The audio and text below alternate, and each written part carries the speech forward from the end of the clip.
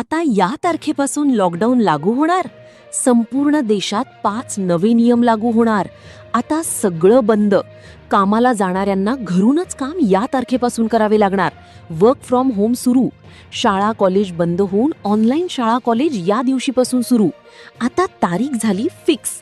2 दिवसांपूर्वी मोदीजींनी लोकांना आवाहन केलं होतं की पेट्रोल डिझेल कमी वापरा. जे खाण्याचे तेल आपण वापरतो तेही जपून वापरा, कारण की देशावर ऊर्जेचं संकट येऊ शकतं. 10 मे रोजी त्यांनी हे आवाहन केलं होतं. पण काल एक बैठक घेण्यात आली आणि त्या बैठकीमध्ये एक मोठा निर्णय घेण्यात आला. आता या तारखेपासून देशामध्ये 5 नवे नियम लागू. 5 पैकी पहिला नियम कामाला जाणाऱ्या लोकांसाठी आहे. जी लोक कामाला जातात त्यांना या तारखेपासून घरूनच काम करावे लागणार. वर्क फ्रॉम होम या तारखेपासून सुरू होणार. दुसरा नियम शाळा कॉलेजला जाणाऱ्या मुलांसाठी आहे. आता या तारखेपासून शाळा कॉलेज होणार बंद. ऑनलाईन शाळा कॉलेज या तारखेपासून सुरू. तसेच तिसरा नियम हा पेट्रोल डिझेलसाठी आहे. तर 5वा नियम हा आपल्याला दररोज लागणाऱ्या वस्तूंच्या बाबतीत आहे.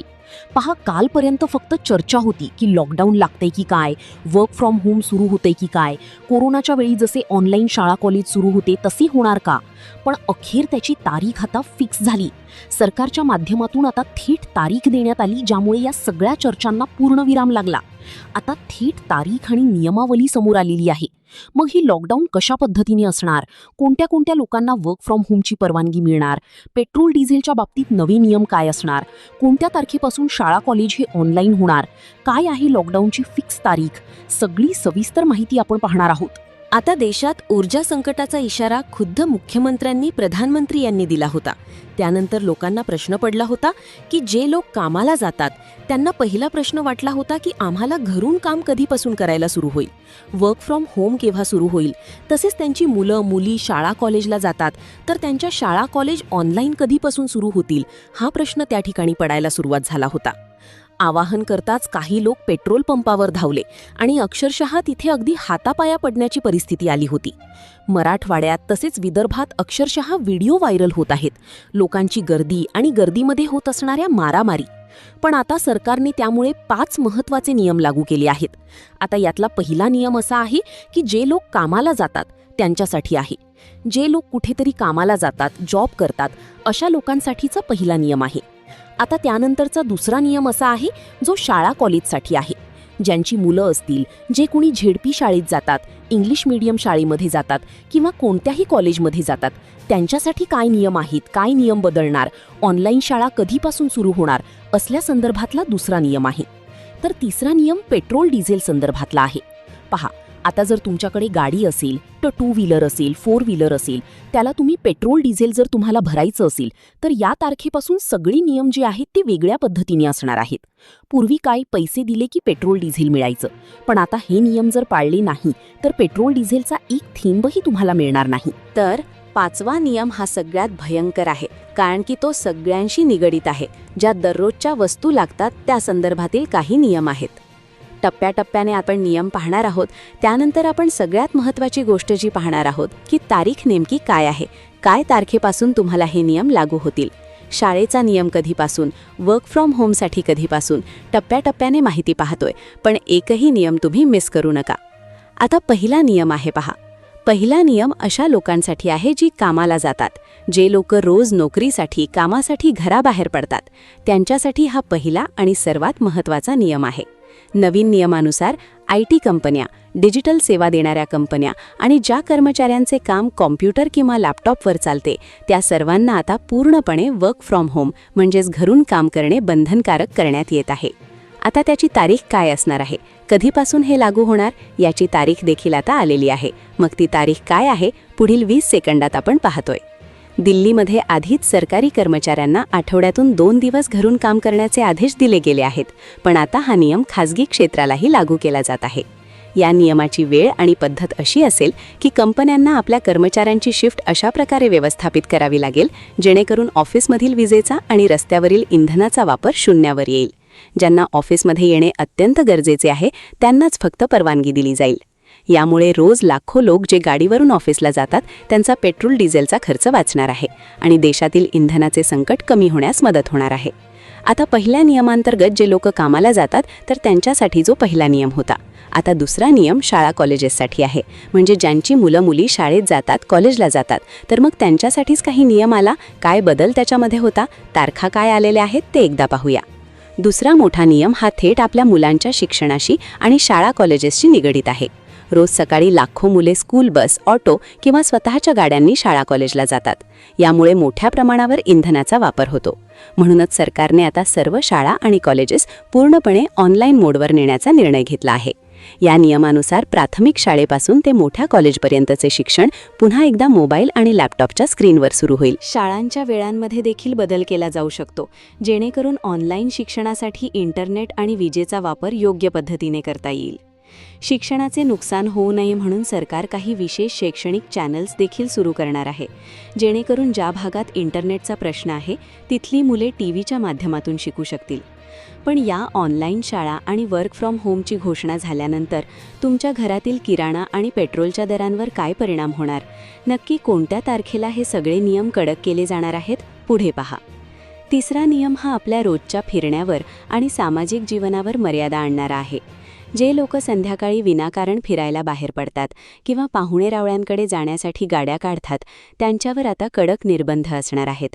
भाजीपाला आणण्यासाठी किंवा इतर अत्यावश्यक वस्तू आणण्यासाठी कुटुंबातील फक्त एकाच व्यक्तीला बाहेर पडण्याची परवानगी असेल, तीही ठराविक वेळेत.